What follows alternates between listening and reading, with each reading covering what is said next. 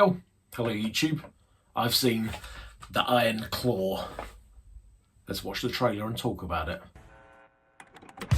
The challengers from Denton, Texas, weighing in at a combined weight of 690 pounds, Kevin, Kerry, and David Von Erich.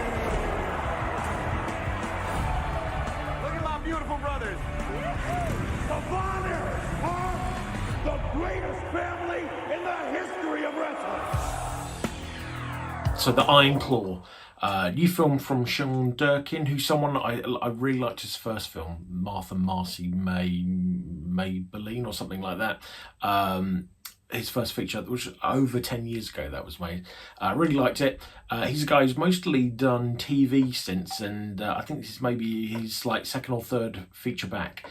And that's why I was excited to see this film. The story is based on a true story, based on the Von Erich family, who I didn't really know anything about, but they're kind of a notorious family in the world of wrestling in the 70s and 80s.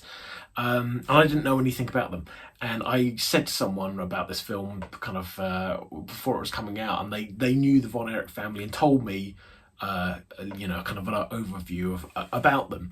And essentially the film tells you this from the get-go, is that there's a perception that they're a cursed family and bad things happen to them. And the film is really the story about them and, this legacy of them having a curse and what those kind of incidents are. And when I say curse, I mean kind of like, bad, like rather than anything kind of horror related.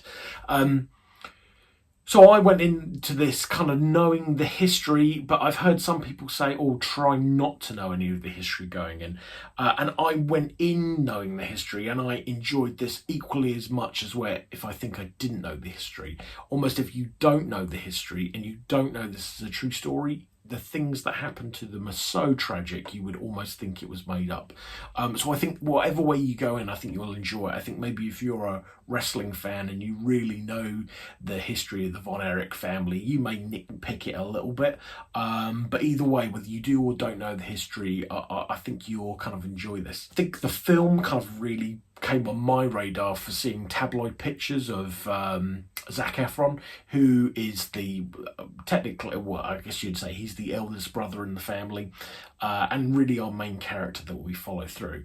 The film came on my radar kind of seeing tabloid pictures of him probably about 18 months ago, because he obviously is playing a wrestler and he is bulked up in this, and not just bulked up in terms of like he's big, but I just kept on looking at him and he looks like a He-Man action figure.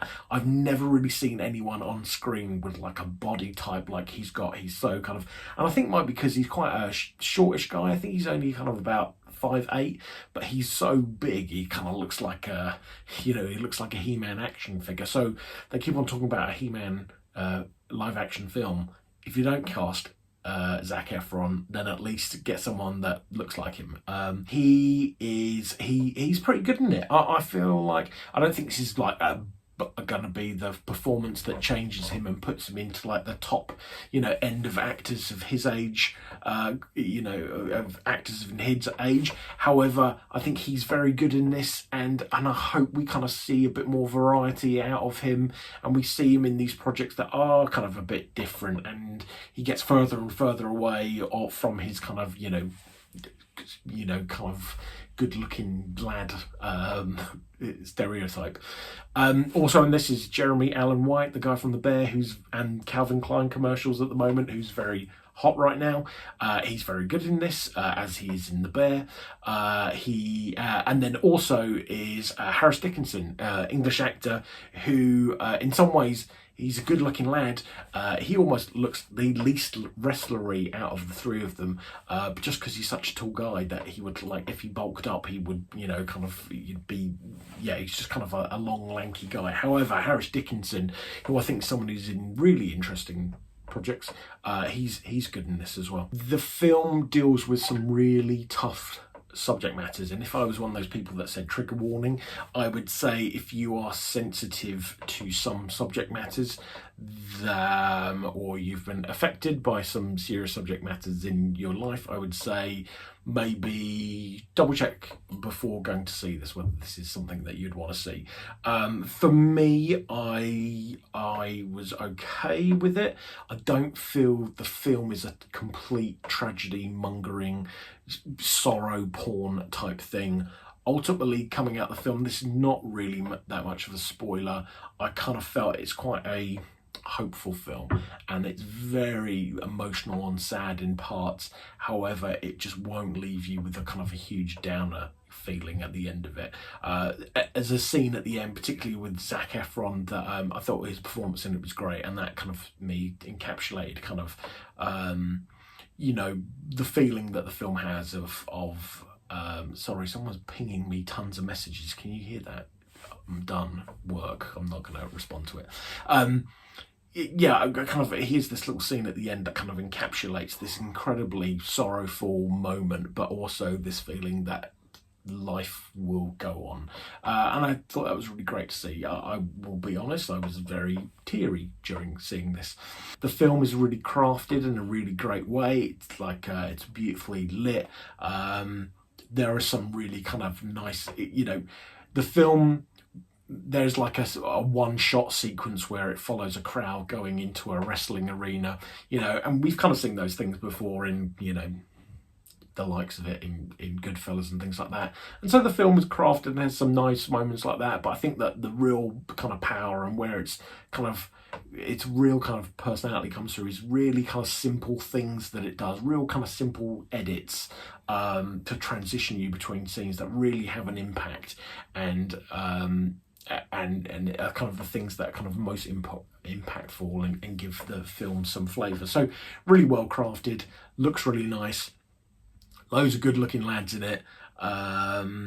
Performances are pretty good. I mean, it's not Oscar nominated for anything, and I think if this was going to get Oscar nominated for anything, it probably for me should be for adapted. I don't know whether it would be adapted or original screenplay, but I thought the script was very good, and everyone in it is good, and I'm kind of keen to kind of see, Jeremy Allen White is hot right now. Harris Dickinson is kind of like seen as a rising star. I think this is maybe kind of reassess Zac Efron and kind of be a bit more open to seeing what he's in, and I hope he does some really different things going on next. So final recommendation is I would definitely recommend this. I saw it last night and I'm kind of itching to see it again, so I think it comes out on general release in the UK on like the 9th of February, so about a week's time, and I will definitely be trying to see it again when it's on general release, because I think it was really good. I know it was on lots of people, came out in the States end of last year, came out in December 2023, and I know it's on a lot of people's top 10 lists, and I can definitely see why, and I'm looking forward to seeing this again. Alright, so if you've seen Iron Claw, or if you're looking forward to seeing Iron Claw, why don't you drop a comment down below, and if there's anything else coming out that you're excited to see, or if there's something I haven't reviewed that you think I should review, I'll try and do that. Put a comment down below, like and subscribe and share with your friends and all that stuff. Alright, goodbye.